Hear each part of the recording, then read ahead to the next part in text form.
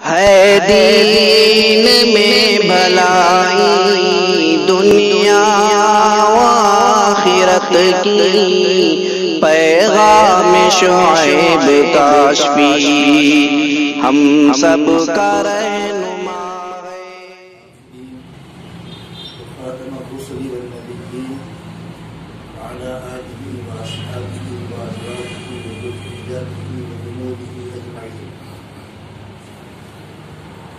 أما بعد فأعوذ بالله من الشيطان الرجيم.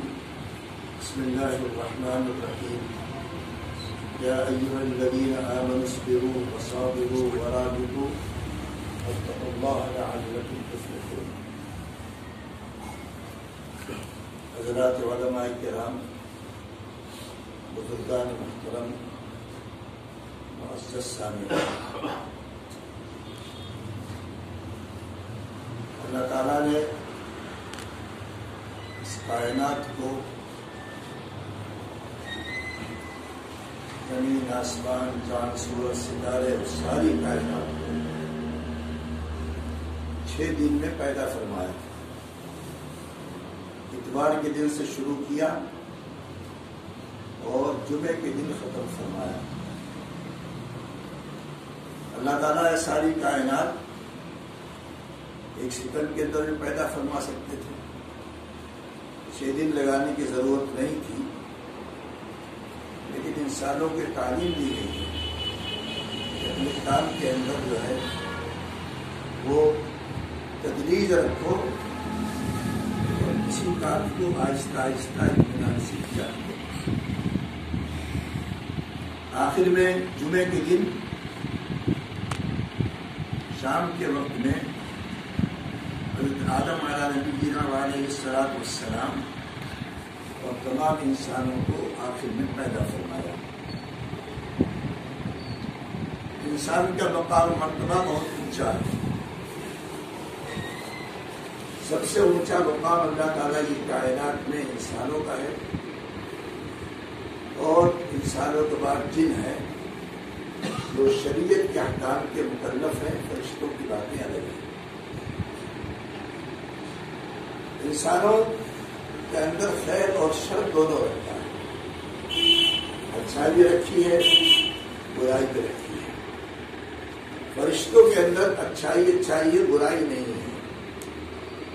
وہ اگر کسی گناہ سے بچ جاتے ہیں تو فرشتوں کا کوئی بہت بڑا کمال نہیں ہے، اس لیے یہ برائی کرنے کی ان کے اندر صلاحیت تھی ہی نہیں. مثلا وہ جھوٹ بول ہی نہیں سکتے، وہ بدکاری کر ہی نہیں سکتے، وہ فراڈ کر ہی نہیں سکتے، کچھ بھی نہیں کر سکتے. انسان کے اندر اللہ تعالیٰ نے دونوں طرح کی باتیں رکھی ہیں. تو جنوں کے اندر بھی کہ اچھا کام بھی کر سکتا ہے اور برا کام بھی کر سکتا ہے، اور اسی لیے اس کو ثواب دیا جاتا ہے. یہ جھوٹ بھی بول سکتا ہے، سچ بھی بول سکتا ہے، کفر شرک بھی کر سکتا ہے، ایمان بھی لا سکتا ہے، اور اس طریقے سے اللہ تعالیٰ کی عبادت بھی کر سکتا ہے، نافرمانی بھی کر سکتا ہے، زنا بھی کر سکتا ہے، نکاح بھی کر سکتا ہے، شراب بھی پی سکتا ہے، شراب کو چھوڑ سکتا ہے. یعنی اچھی بری ساری چیزوں کے کرنے پر انسان کو اللہ نے طاقت دیا ہے. اب اس طاقت کا استعمال کیسے کیا جائے، کیسے سمجھا جائے کہ فلاں کام اچھا ہے اور فلاں کام برا ہے، اور اچھے کام پر اس کو اجر دیا جائے، برے کام پر اس کو سزا دی جائے. اس کے لیے اللہ تعالیٰ نے انبیاء علیہ الصلوۃ والسلام کو بھیجا ہے. اللہ تعالیٰ نے انسان کو عقل بھی دیا ہے، لیکن عقل سے ہر بات انسان معلوم نہیں کر سکتا ہے. عقل جو ہے بہت بڑی طاقت ہے انسان کے پاس، لیکن عقل سے ہر بات نہیں معلوم کر سکتا. عقل سے آپ نہیں معلوم کر سکتے ہیں کہ مرنے کے بعد کیا ہوگا، برزخ میں کیا ہوگا، قیامت میں کیا ہوگا، جنت کیا چیز ہے، جہنم کیا چیز ہے. اللہ تعالیٰ کن باتوں سے خوش ہوتے ہیں، کن باتوں سے ناراض ہوتے ہیں، کن باتوں سے جنت ملتی ہے، کن باتوں سے جہنم ملتی ہے. یہ انسان عقل سے ان باتوں کو معلوم نہیں کر سکتا ہے. عقل سے دوسرے کام کر سکتا ہے، عقل تجربے کی روشنی میں. عقل کا تو حال یہ ہے، اگر کسی کے سامنے شکر پیس کر کے رکھ دیجیے اور پسا ہوا نمک رکھ دیجیے، نمک کا پاؤڈر، اور رکھ کر کہیے بتاؤ اپنی عقل سے کون سی شکر ہے کون سی نمک، تو پتہ نہیں چلے گا جب تک چک کر کے نہ دیکھے۔ تو عقل بہت بڑی طاقت نہیں ہے، عقل بہت بڑی طاقت نہیں ہے، اور عقل سے ہر بات نہیں معلوم ہوتی ہے۔ لہذا وہ باتیں جس کو انسان اپنی عقل سے نہیں سمجھ سکتا تھا، ان باتوں کو سمجھانے کے لیے اللہ تعالیٰ نے نبیوں کا سلسلہ شروع فرمایا۔ بات سمجھ رہے ہیں؟ وہ نہیں سمجھ سکتا تھا انسان، اس کے لیے اللہ تعالیٰ نے نبیوں کو بھیجا ہے۔ اب اگر کوئی کیسا سارا کام عقل سے کر لیں گے ہمیں اچھا برا معلوم ہو جائے گا، نبی کیا ضرورت ہے؟ ہر بات تمہیں معلوم ہی نہیں ہو سکتی ہے، بہت ساری پوشیدہ باتیں نہیں معلوم ہو سکتی ہے۔ تو ایسے باتیں جو انسان کو اپنی عقل سے نہیں معلوم ہوتی ہیں، اس کو بتلانے کے اللہ تعالیٰ نے انبیاء علیہ السلام کو بھیجا، اور سلسلہ آدم علیہ السلام سے شروع ہوا اور جناب محمد رسول اللہ صلی اللہ علیہ وسلم کے اوپر جا کر کے مکمل ہو گیا۔ پہلے نبی آتے تھے اپنے اپنے علاقے کے لیے، کسی قوم کے لیے آ گئے، مظفر گڑھ نبی آ گئے نیلور کے لیے، ایک نبی آ گئے شموگا کے لیے، ایک نبی آ گئے بنگلور کے لیے، مان لیجیے الگ الگ مقامات کے لیے الگ الگ قوموں کے نبی آتے تھے۔ اور جب ان کا انتقال ہو جاتا تھا، ان کے دین کو لوگ بگاڑ دیتے تھے، تو پھر دین کو صحیح کرنے کے لیے نیا نبی آ جاتا تھا۔ اسی لیے لاکھوں نبی آئے ہیں، لاکھوں نبی آئے ہیں۔ حضور سرور کائنات صلی اللہ علیہ وسلم کی خصوصیت یہ ہے کہ آپ کو اللہ تعالیٰ نے پوری دنیا کے لیے نبی بنا کر کے بھیجا ہے، کسی قوم کے لیے نہیں ہے۔ حضور ہی مسلمانوں کے نبی تو ہی ہیں، یہودیوں کے نبی بھی آپ ہی ہیں، عیسائیوں کے نبی آپ ہی ہیں، برہمنوں کے نبی آپ ہی ہیں، جینیوں کے نبی آپ ہی ہیں، بدھسٹوں کے نبی آپ ہی ہیں۔ سب کے نبی حضور سرور کائنات صلی اللہ علیہ وسلم ہے، اور سب کی نجات کے دار و مدار سرکار کے اوپر ایمان لانے پر ہے۔ کسی کی نجات نہیں ہوگی جب تک حضور کے دامن کو مضبوطی سے پکڑ لے۔ عالمی پیغمبر، اس لیے اعلان فرمایا گیا قل یا ایھا الناس انی رسول اللہ الیکم جمیعا، کہہ دیجیے لوگوں میں تم سب کی جانب نبی بنا کر کے بھیجا گیا ہوں، اور آخری نبی بنا کر کے بھیجا گیا ہوں۔ اب میرے بعد کوئی نبی نہیں آئے گا، میرے بعد کوئی کتاب نہیں آئے گی، ایک کتاب اتاری گئی، اس کا نام قرآن ہے، وہ ہمیشہ کے لیے محفوظ ہے۔ دنیا کتنی ہی مخالفت کر لے، قرآن کو بگاڑنے کی کوشش کر لے، اس میں الفاظ کا بدل کرنے کی کوشش کر لے، لیکن آج تک نہ قرآن میں کوئی فرق کر سکا ہے، نہ قیامت تک کوئی کر ہی نہیں سکتا۔ اس لیے اللہ تعالیٰ نے خود وعدہ فرمایا ہے انا نحن نزلنا الذکر وانا لہ لحافظون، ہم نے ذکر کو اتارا ہے۔ قرآن شریف کے ایک نام ہے ذکر، ذکر کے معنی آتے یاد کرنے کے، جو کہ اللہ کی یاد کراتا ہے، اللہ کے قانون کو بتلاتا ہے، اللہ کے احکام کو بتلاتا ہے۔ اس لیے قرآن کا ایک نام ذکر بھی ہے۔ قرآن کے تقریباً 50 نام ہیں، انہیں 50 ناموں میں سے ذکر بھی اللہ تعالیٰ کے نام ہے۔ فرمایا ہم نے یہ ذکر یعنی قرآن کو اتارا ہے، اور ہمیں اس کی حفاظت کرنے والے ہیں، قیامت تک اس کی حفاظت ہوتی رہے گی، کوئی اس کو بگاڑ نہیں سکتا ہے، چاہے دنیا ادھر سے ادھر ہو جائے۔ تو حضور کو اللہ تعالیٰ نے آخری پیغمبر بنایا، آخری کتاب اتار دیا ہے، اور سارے عالم کے لیے پیغمبر بنایا ہے۔ اب نہ کوئی نیا نبی آئے گا، نیا نبی بول رہا ہوں میں، پیدا نہیں ہوگا۔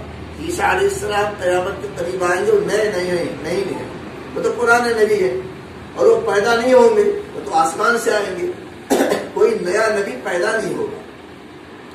عیسیٰ علیہ السلام تشریف لائیں گے، وہ بھی حضور ہی کے دین پر چلیں گے، اپنی کتاب انجیل پر نہیں چلیں گے، قرآن پر عمل کریں گے، حدیث پر عمل کریں گے، مسلمان اسی پر عمل کروائیں گے، 40 سال تک حکومت کریں گے، اور ساری دنیا میں اسلام ہی اسلام ہوگا، کفر دنیا سے مٹ جائے گا، ختم ہو جائے گا۔ تو اللہ تعالیٰ نے عقل بھی دی انسان کو، نبیوں کو بھیجا ہے، لیکن نبیوں کو ان باتوں کو بتلانے کے لیے بھیجا ہے جن باتوں کا آدمی اپنے عقل سے معلوم نہیں کر سکتا ہے۔ آپ دیکھتے ہیں کہ دنیا کی دوسری قوموں کے اندر کچھ اچھی باتیں پائی جاتی ہیں، برہمنوں کی آپ کو اچھی باتیں ہیں، اس بات کو سمجھنا چاہیے۔ ہندوؤں کے یہاں کوئی اچھی باتیں پائی جاتی ہیں، یہودیوں کے یہاں کوئی اچھی باتیں پائی جاتی ہیں، عیسائیوں کے یہاں اچھی باتیں پائی جاتی ہیں۔ تو دو باتیں یہاں پر سمجھنے کی ہے، ایک یہ کہ جو باتیں دوسری قوموں میں اچھی باتیں پائی جاتی ہیں، اخلاقی باتیں پائی جاتی ہیں، وہ ان نبیوں کا اثر ہے، جو نبی ان کے پاس بھیجے گئے تھے، انہی میں سے کچھ باتیں باقی رہ گئی ہیں، اچھی تعلیمات۔ مثلا برہمنوں کے یہاں کوئی اچھی باتیں ہیں، تو کہاں سے آگے اچھی باتیں؟ وہ جو ان کے پاس نبی بھیجے گئے تھے، ان نبیوں کے تعلیمات میں سے کچھ باتیں اچھی باقی رہ گئی ہیں، اس لیے تمام کے پاس ہم کو اچھی باتیں پائی جاتی ہیں، لیکن تھوڑی سی اچھی باتوں کو جاننے سے کام نہیں چلتا، پورا دین اترنا چاہیے، ہر موقع کی بات آدمی معلوم ہونی چاہیے، تو ہر موقع کی تعلیمات، عقیدہ کیسا ہو، عبادت کیسا ہو، معاملات کیسے ہوں، لین دین کیسے ہو، معاشرت کیسے ہو، باہمی حقوق کیسے ہونے چاہیے، ان تمام چیزوں کو بتلانے کے لیے تعلیمات مکمل ہونی چاہیے، اور وہ اسلام کے اندر ہے، دوسری قوموں میں نہیں ہے، دوسری قوموں میں تھوڑی سی اچھی باتیں اور اسلام میں پوری اچھی باتیں ہیں، اس لیے دین بنانے کے قابل مذہب اسلامی ہے، دنیا کی دوسری قومیں دین بنانے کے لیے نہیں ہے، اور دین پر قائم رہنا انتہائی ضروری ہے۔ اس زمانے میں طرح فتنے کھڑے ہو رہے ہیں، لوگوں کا عقیدے خراب ہو گئے، لوگ الحاد کی جانب جا رہے ہیں، ایک طبقہ تیار ہو گیا جس کو لوگ اپنے آپ کو مسلمان سمجھتا ہے، لوگ سمجھتے ہیں مسلمان، لیکن جناب وہ کچھ حدیثوں کو مانتا، کچھ کو نہیں مانتا، قرآن کی باتوں کو مانتا، کچھ کو نہیں مانتا، وہ کو لبرل کہتے ہیں، ملحدین تیار ہو گئے ہیں۔ ذہنی طور پر ہزاروں کروڑوں لوگوں نے اسلام کو چھوڑ دیا ہے، یعنی اسلام مذہب اسلام پر مطمئن نہیں ہے، اور ظاہر بات جو مذہب اسلام پر مطمئن نہیں ہوگا وہ مسلمان نہیں ہو سکتا ہے۔ قلب کو اطمینان ہونا، ہر آیت کو ماننا، ہر حدیث صحیح کو ماننا، جب جا کر کے آدمی مسلمان ہوگا۔ کچھ باتوں کو مان لے، کچھ باتوں کو نہ مانے، یہ کفر ہے، اس طرح ایک طبقہ مسلمانوں کے نام پر تیار ہو گیا۔ تو قرآن حکیم میں جگہ جگہ فرمایا جا رہا ہے تم کو دین پر مضبوطی سے قائم رہنا ہے، جانچ ہوگی، آزمائش ہوگی، حکومتیں طرح طرح کے قوانین بنائیں گی، دیکھا نہیں آپ نے، پردے کے خلاف قانون بنا دیا، طلاق ثلاثہ کو ختم کر دیا، بابری مسجد کے اوپر قبضہ کر دیا، یہ ابھی اور بھی سلسلہ چلے گا۔ خدا نخواستہ ایک ٹائم ایسا بھی آ سکتا ہے آزاد پر پابندی لگا دے، اور یہ پابندیاں جو لگاتی ہیں، میری بات غور سے سنیے، جو پابندیاں لگاتے ہیں یہ مسلمانوں کی بدعملی کی وجہ سے لگتی ہیں۔ جب انہوں نے دیکھا کہ مسلمان عورتیں پردہ نہیں کرتی، آپ کالج چلے جائیے، کالج میں 100 لڑکیاں پڑھتی ہیں، 10 پردے میں رہتے ہیں، باقی نبوت کیا ہے؟ بے پردہ ہے۔ تو کافر کیا سمجھتا ہے پردہ کیا ضروری؟ بولیے نہیں ہے۔ یہ ذہن میں کس نے بات ڈالی ہے؟ بدعمل عورتوں نے ذہن میں بات ڈال دیا پردہ کوئی ضروری نہیں ہے، بدعملی کی وجہ سے لوگ قوانین ایسے بناتے رہتے ہیں۔ ایسے لوگوں نے نماز چھوڑ دیا، نماز کہاں پڑھ رہے؟ آپ کو مسجد میں کتنے آدمی ہوں گے؟ 50 آدمی ہوں گے، کیا یہاں آس پاس 85 آدمی رہتے ہیں؟ عورتوں نے کچھ عورتوں نماز پڑھاؤ اور آپ نے نہیں پڑھا۔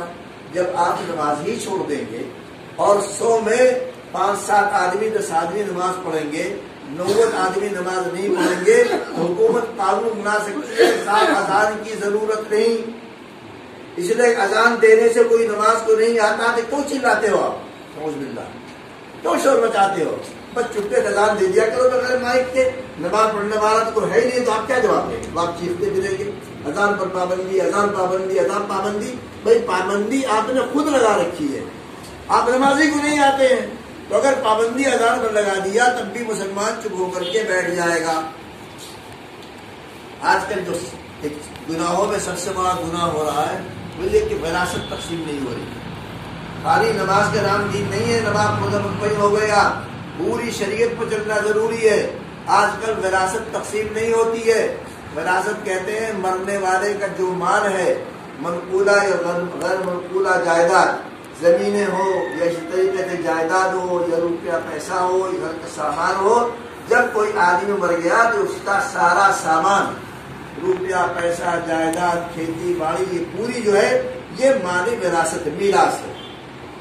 اس کو شرعی اعتبار سے تقسیم ہونا چاہیے کہ اگر اس کے بیٹے کو کتنا ملے گا، بیٹی کو کتنا ملے گا، بیوی کو کتنا ملے گا، باپ کو کتنا ملے گا، باپ کو کتنا ملے گا، دوسرے رشتہ داروں کو کتنا ملے گا، اس کو تقسیم کرنا فرض ہے، جیسے نماز فرض ہے۔ لیکن آج وراثت کہاں تقسیم ہو رہی ہے؟ اب وراثت تقسیم نہ ہونے کا مطلب یہ ہے کہ وراثت کو بغیر تقسیم کیے ہوئے آپ استعمال کر رہے ہیں، حرام کا کھا رہے ہیں۔ جو باغ مرنے والا چھوڑ کر گیا ہے، اگر اس باغ کو تقسیم نہیں کیا، اس کی پیداوار کھا رہے ہیں، تو پیداوار کھانے والے حرام کا کھا رہے ہیں۔ کیوں؟ اس کے اندر بہت سارے لوگوں کا حصہ پایا جاتا ہے۔ تو دینداری خالی نماز کا نام نہیں ہے۔ اب اگر وراثت کے قانون کو حکومت بدل دے، یہ دیکھ کر کے مسلمان اس پر خود ہی نہیں عمل کر رہے ہیں، تو چلانے سے کیا فائدہ ہوگا؟ بدل سکتے ہیں؟ کیوں؟ لیکن یہ مسلمان عمل نہیں کر رہا ہے، شرعی اعتبار تقسیم نہیں کر رہا ہے، جو ہوتا ہے کوئی نہ کوئی قبضہ کر کے بیٹھ جاتا ہے، شوہر بن جاتا ہے تو بیوی اس کے سارے مال پر قبضہ کر لیتی ہے، حالانکہ شوہر کے بعد بیوی سارا مال بیوی کے نہیں ہے، مرنے والے کے ماں باپ کا بھی ہے، اس کے اولاد کے بھی ہے اور اس کی بیوی کا بھی ہے، لیکن عام طور پہ کیا ہو رہا ہے، انتقال ہو گیا شوہر کا تو سارے مال پر بیوی نے قبضہ کر دیا، بیوی کا مال نہیں ہے وہ۔ تو یہ ناجائز کام اتنا ہو رہا، حرام خوری، جیسے سود کی حرام خوری چل رہی ہے ویسے وراثت تقسیم نہیں ہو رہی ہے، اس کو چھوڑ دیا گیا ہے۔ اب اگر حکومت کوئی قانون بنا دے اسلامی وراثت کے خلاف تو آپ کیا کریں گے؟ آپ تو پہلے عمل نہیں کر رہے ہیں۔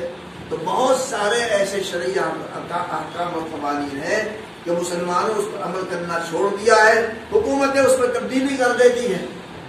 تو جب ساری چیزوں کو حکومتیں بند کر دیں گی، اذان پر بھی پابندی کہ بھائی زور سے اذان نہ دیا کرو، کوئی نماز پڑھنے تو آتا نہیں ہے، آہستہ سے اذان دے دیا کرو، پردے پر پابندی لگا دیا، مثلا فرقی خدا خواستہ وراثت پر پابندی لگا دیا اور نکاح پر پابندی لگا دیا کہ صاحب ایک ساتھ کوئی نکاح نہیں کر سکتا ہے، تو آپ کے پاس دین کے نام پر کیا چیز بچی گی؟ اس بھی نہیں آتا اور نام مسلمان رہیں گے، ساری نماز پڑھ لینے سے کیا کام چلتا ہے؟ اس لیے مسلمانوں کو اللہ تعالیٰ نے فرمایا ہے ڈٹ کر کے رہو، دین پر مضبوطی سے قائم رہو، یا ایھا الذین آمنوا اصبروا، ایمان مارو، صبر کرو۔ اور صبر کا ایک مطلب آپ سمجھتے ہیں، مطلب کیا سمجھتے ہیں؟ کوئی مصیبت آ جائے تو صبر کر لو، یہ مطلب نہیں ہے۔ قرآن میں جو صبر کہا گیا اس کے 3 مطلب ہیں، غور سے سنیے۔ قرآن میں جو صبر کہا گیا ہے، صبر کیا کرو، صبر کیا کرو، بہت ساری آیتیں ہیں صبر کی۔ ان اللہ مع الصابرین، اللہ تعالیٰ صبر کرنے والوں کے ساتھ ہے۔ صبر کے 3 معنی آتے ہیں۔ صبر کے معنی آتے ہیں صبر عن المعاصی، گناہوں سے رک جانا، ایک مطلب یہ صبر۔ دوسرا مطلب کیا؟ صبر علی الطاعات، اور اللہ تعالیٰ کی اطاعت و فرما برداری پر، دین پر جم جانا، دین پر مضبوطی سے قائم ہو جانا۔ اور تیسرا مطلب صبر کا یہ ہے کہ اللہ کے نام پر اگر کوئی پریشانی پیش آ جائے، کوئی مصیبت آ جائے تو صبر کر لینا اور یہ سمجھ لینا اللہ تعالیٰ کا فیصلہ یہی تھا، میری تقدیر میں یہی تھا۔ یہ 3 معنی صبر کا ہے۔ جس نے 3 باتیں پیدا کر لیا کہ دین پر مضبوطی سے قائم ہو گیا، گناہوں سے بچنے لگا اور مصیبتوں پر صبر کرنے لگا، اس کے بارے میں فرمایا ان اللہ مع الصابرین، اللہ تعالیٰ صبر کرنے والوں کے ساتھ۔ اسے کہتے ہیں صبر، صبر نہ حقیقت۔ تو قرآن جو ہے صبر کا نا صبر، بس کہ صبر اللہ صبر کا مطلب یہ نہیں ہے کہ گھر میں مر گیا تو صبر کر لیا، چوری ہو گئی تو صبر کر لیا ہے۔ صبر کا یہ 3 معنی پایا جاتا ہے۔ فرمایا یا ایھا الذین آمنوا اصبروا، ایمان والو صبر کرو، اور صبر کا یہ 3 مضمون ذہن رکھیے گا۔ وصابروا، اور مقابلے میں بھی صبر کرو، مقابلے میں صبر کرو، مطلب یہ ہے یعنی ڈٹے رہو، مطلب یہ کہ جیسے کفار و مشرکین اپنے طریقوں پر مضبوطی سے قائم ہے، سمجھ رہے ہیں؟ جیسے کفار و مشرکین اپنے موقف پر مضبوطی سے قائم ہے، مسلمانوں ان کے مقابلے میں تم کو بھی دین پر مضبوطی سے قائم رہنا پڑے گا۔ ان کے مقابلے وصابروا، وہ جمے ہوئے اپنے دین پر، بت پرستی پر، آپ اسلام پر جمے رہیے، وہ مضبوطی سے اپنے موقع پر جمے، آپ اپنے موقع مضبوطی سے جمے رہیے، وہ اپنے عقیدے مضبوطی سے جمے، آپ اپنے عقیدے مضبوطی سے جمے رہیے۔ تو صابروں کا مطلب یہ ہے کہ ان کے مقابلے میں تم بھی مضبوطی سے دین پر جمے رہو۔ ورابطوا، اور لگے رہو۔ مرابطہ مانے آتے ہیں دین کی سرحدوں کی حفاظت کرنا، بہت بڑی ذمہ داری مسلمانوں کی، دین کی حفاظت کرنا، اسے کہتے ہیں مرابطہ۔ یہ نہیں کہ بے فکر پڑے ہوئے ہیں، کمانے کھا رہے ہیں، دین کو لوگ برباد کر رہے ہیں، اعتراضات کر رہے ہیں، مٹانے کی کوشش کرتے ہیں، کوئی پرواہ نہیں۔ ورابطوا، لگے رہو دین کی حفاظت میں، یہ ہماری ذمہ داری ہے۔ واتقوا اللہ، 3 کام کر لیے تو واتقوا اللہ، اور اللہ تعالیٰ سے ڈرتے بھی رہو۔ 4 کام کر لو گے تو کوئی فرمایا ہے پھر جا کر کے مسلمانوں تم لوگوں کو کامیابی حاصل ہو جائے گی، غلبہ حاصل ہوگا، عزت حاصل ہوگی، اقتدار حاصل ہوگا، مضبوطی حاصل ہوگی۔ 4 کام کرنے پڑیں گے، صبر کرنا پڑے گا، اور کفار مشرکین کے مقابلے میں ڈٹ جانا پڑے گا، دین کی حفاظت کے لیے مضبوطی سے قائم ہو جانا پڑے گا، کھڑا ہو جانا پڑے گا۔ واتقوا اللہ، اور اللہ تعالیٰ سے ڈرتے رہو، ہر معاملے میں اللہ تعالیٰ کی رضامندی کو سامنے رکھو۔ تقویٰ کے معنی جانتے کیا؟ تقویٰ کا مطلب یہ ہے جو حکم دیا اللہ نے وہ کرو، اور جن سے منع کیا اس سے رک جاؤ، اسی کے نام تقویٰ ہے، کسی چیز کے نام نہیں۔ تقوی کا مطلب حضرت عمر رضی اللہ تعالیٰ عنہ نے، ایک صحابی ہے ابی بن کعب، یہ قرآن کے بڑے ماہر صحابی ہیں۔ حضرت عمر کے زمانے میں تراویح یہی پڑھاتے تھے 20 رکعت، ابی بن کعب رضی اللہ تعالیٰ عنہ، اور قرآن کے بڑے ماہر ہیں۔ حضرت عمر رضی اللہ تعالیٰ عنہ ایک مرتبہ پوچھا کہ ابی سیکھ، ابی یہ بتلاؤ تقویٰ کسے کہتے ہیں، اس کی مثال دو۔ تقوی کے معنی حضرت عمر جانتے تھے، یہ نہیں کہ نہیں جانتے تھے، اس کی مثال سمجھنا چاہتے تھے۔ فرمایا کہ ابی تقویٰ کسے کہتے ہیں، ذرا سمجھاؤ کسی مثال سے۔ تو ابی رضی اللہ تعالیٰ عنہ فرمایا حضرت عمر سے کہ امیر المومنین، کبھی آپ کو کانٹے دار جھاڑیوں کے بیچ میں سے گزرنا پڑا ہے؟ جھاڑی جو ہے وہ کانٹے والی ہے، اس میں چادر کپڑے پھنس جاتے ہیں۔ کبھی کانٹے دار جھاڑیوں کے بیچ میں سے گزرنا پڑا ہے؟ حضرت عمر نے فرمایا ہاں گزرے ہیں، گزرنا پڑا ہے، دیہاتوں تو آپ کو گزرنا ہی پڑ جاتا ہے۔ فرمایا حضرت ابی بن کعب نے فرمایا کیسے گزرے تھے؟ کہنے لگے کہ اپنے دامن کو سمیٹ کر کے، چادر کو لپیٹ کر کے بہت احتیاط سے گزرا تھا تاکہ کانٹا میرے چادر میں پھنس نہ جائے، بہت احتیاط سے۔ ابی نے کہا رضی اللہ تعالیٰ عنہ، بس تقویٰ اسی کے نام ہے، یعنی یہ مثال ہے تقوی کی کہ دنیا کے اندر چاروں طرف گناہ پھیلے ہوئے ہیں، نافرمانی پھیلی ہوئی ہے، ان گناہوں کے کانٹوں کے بیچ میں سے آدمی اپنے آپ کو بچا کر کے نکل جائے اور اس کو موت آ جائے، اس کا نام تقویٰ، گناہوں سے بچ جائے۔ کتنی اچھی مثال دیا ہے۔ اسی قرآن کے اندر تقویٰ یعنی اللہ کے حکموں کی اطاعت کرو اور اللہ سے ڈرتے رہو۔ 4 کام کر لو گے تو یا ایھا الذین آمنوا اصبروا وصابروا ورابطوا واتقوا اللہ لعلکم تفلحون، تاکہ تم لوگ کامیاب ہو جاؤ دنیا میں آخرت میں۔ تو یہ جو باتیں عرض کرتی تھی، عموماً اس طرح کی باتیں آپ حضرات کے ذہن میں نہیں ڈالی جاتی ہیں۔ قرآن کو سمجھنا بہت ضروری ہے۔ قرآن سمجھنے سے ایمان مضبوط ہوتا ہے۔ شروع میں چاہے آدمی عمل نہ کرے لیکن بعد میں عمل کرنے کی توفیق ہو جاتی ہے۔ بھائی قرآن ہی اصل کتاب ہے نا۔ حضور صلی اللہ علیہ وسلم جب کافروں کے سامنے دین پیش کرتے تھے تو کیا بتاتے تھے؟ قرآن کی آیتیں پڑھتے تھے اور اس کی تشریح کر دیتے تھے۔ حضور نے جو تشریح فرمایا اس کا نام حدیث ہے۔ قرآن کی تشریحات کا نام حدیث ہے۔ اب قرآن ہی نہیں سمجھا جائے گا تو کیا ہوگا؟ بہت سی مسجدیں ہیں، بلکہ سمجھ لی 99% مسجدیں ہیں، ان مسجدوں میں قرآن کی تفسیر نہیں ملتی۔ قرآن رکھا ہوا ہے، بہت ساری کتابیں رکھی ہوئی ہیں، لیکن قرآن کی تفسیر کہتے ہیں قرآن کے معنی مطلب کو، اور دنیا کے ہر زندہ زبان میں قرآن کی تفسیر ہے۔ اردو میں ہے، انگریزی میں ہے، فارسی میں ہے، کروا میں ہے، بنگالی میں ہے، آسامی میں ہے، ہر زبان میں ہے۔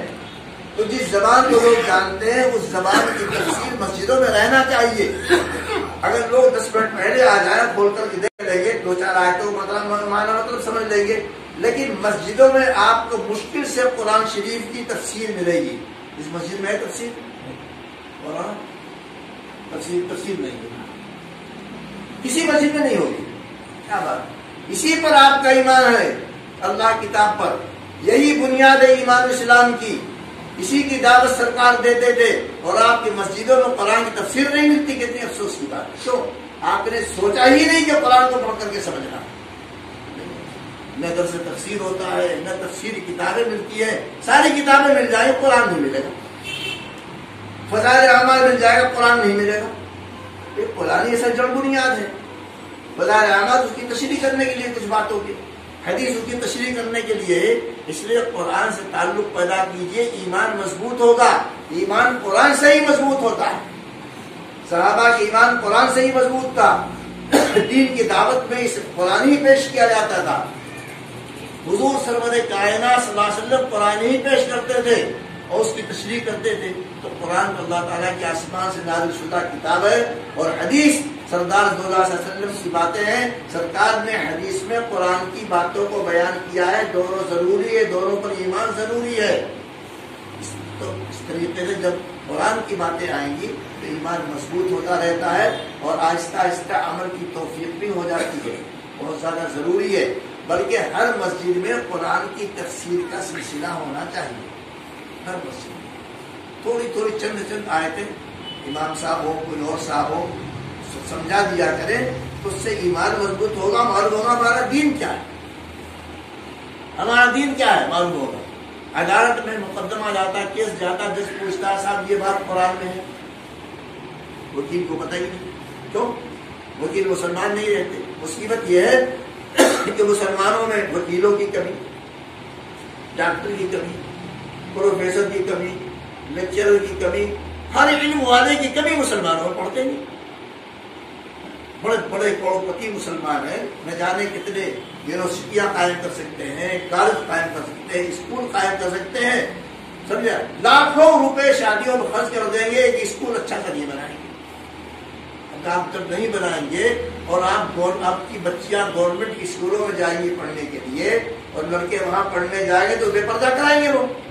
کیا آپ چاہتے آپ کی نسلیں بے پردہ ہو جائے, بے حیا بن جائے؟ ان کے لیے آپ خود اسکول کھولیے, کالج کھولیے, یونیورسٹیاں کھولیے, اس کے اوپر زور دیجیے. جیسے آپ مسجدیں بناتے ہیں ویسے آپ کے لیے ضروری اسکول کالج میں بنائیے. اور ہمارے معاشرے کے اندر ہر صلاحیت قاضی بھی ہونا چاہیے, وکیل بھی ہونا چاہیے, ڈاکٹر بھی ہونا چاہیے, انجینئر بھی ہونا چاہیے, ہر طرح کے لوگ رہنے چاہیے. تب جا کر کے مسلمانوں کا غلبہ ہوگا. اب کیس لڑا جاتا ہے, مسلمان لڑتے ہو, کیس کسے دیتے ہیں؟ ہندو وکیل کو. وہ کیا جانے دین کیا ہے. جب جج پوچھ لیتا ہے قرآن میں یہ مسئلہ ہے, جو بتا نہیں پاتا بیچارہ. تو غیر مسلم ہے جو ایمانی دیکھتا ہے کیا بتلائے گا. پوچھتے ہیں بھائی قرآن میں حجاب ہے, پردہ ہے, کچھ پتہ ہی نہیں کسی قرآن میں حجاب اور پردے کا. حالانکہ قرآن میں تو کھلی ہوئی آیتیں ہیں. حضور سے فرمایا گیا ہے کہ آپ جو ہے اپنی بیویوں سے کہیے, بیٹیوں سے کہیے, مسلمان عورتوں سے کہیے کہ باقاعدہ وہ پردہ کیا کریں.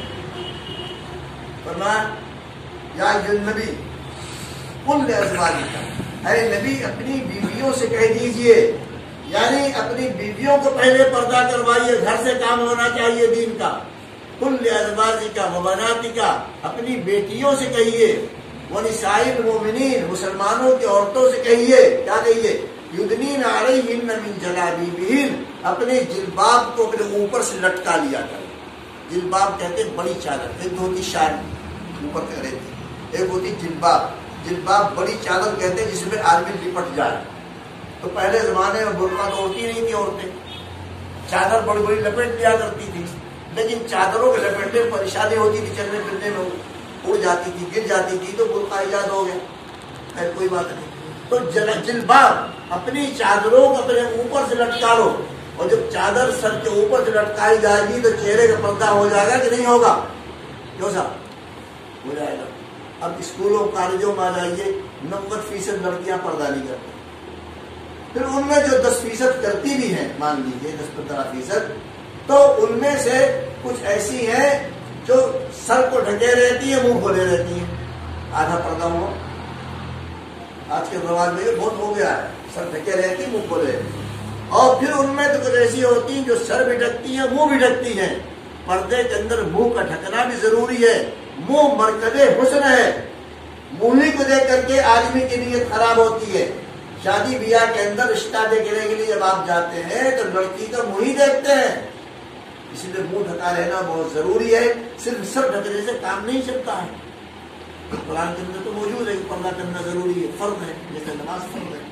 میں کر رہا تھا اس زمانے میں خاص طور سے دین پر مضبوطی سے قائم رہنا, دوسرے کے مقابلے میں اپنے مذہب پر مضبوطی سے ڈٹے رہنا, دین اسلام کی حفاظت کی کوشش کرنا جس طرح بھی ممکن ہو, اور اللہ تعالیٰ سے ڈرتے رہنا, اس کی شریعت پر عمل کرنا. یہ 4 کام مسلمان کر لے گا تو انشاءاللہ دنیا آخرت میں کامیاب ہو جائے گا. اللہ تعالیٰ ہم سب کو کتاب و سنت پر عمل کرنے کی توفیق عنایت فرمائے. وآخر دعوانا ان الحمدللہ رب العالمین. اللهم صل على سيدنا مولانا محمد وعلى آل سيدنا مولانا محمد وعلى لك. ربنا آتنا في الدنيا حسنة وفي الآخرة حسنة وقنا عذاب النار. ربنا لا تزغ قلوبنا بعد إذ هديتنا وهب لنا من لدنك رحمة إنك أنت الوهاب. رب اغفر وارحم وأنت خير الراحمين. ربنا اغفر لنا ولإخواننا الذين سبقونا بالإيمان ولا تجعل في قلوبنا غلا للذين آمنوا ربنا إنك رؤوف رحيم. اللهم آت أنفسنا تقواها وزكها أنت خير من زكاها أنت وليها ومولاها. اللهم انصر الإسلام والمسلمين وخذل أعداءهم اليهود والنصارى والمشركين. اللهم شتت شملهم ومزق جمعهم وخالف بين كلمتهم وامحو آثارهم واقطع دابرهم وأنزل بهم بأسك الذي لا ترده عن القوم المجرمين. اللهم أهلكهم كما أهلكت عاد وثمود. اللهم خذهم وقت عديد مقتدر. یا اللہ حاضرین جملہ وقاص السلام کا نادی عنایت فرمائیے. اس نے دعا کے لے کے ان کی دعا کو قبول فرمائیے. عافیت عنایت فرمائیے. ہر طرح کے شرور فتن سے حفاظت فرما. پولیس کے شر سے حفاظت فرما. سیاست کے شر سے حفاظت فرما. حکومت کے شر سے حفاظت فرما. غنڈوں کے شر سے حفاظت فرما. اور اسی طریقے سے دشمنان اسلام کے شر سے حفاظت فرما. عافیت عنایت فرما. دارین کی سعادتوں سے بہرور فرما. اللهم انا نسألك من خير ما سألك منه نبيك محمد صلى الله عليه وسلم. اللهم انا نعوذ بك من شر ما استعاذك منه نبيك محمد صلى الله عليه وسلم. وانت المستعان وعليك البلاغ ولا حول ولا قوة الا بالله. وصلى الله تعالى على خير خلقه محمد وآله واصحابه اجمعين. وصلى الله عليه وسلم.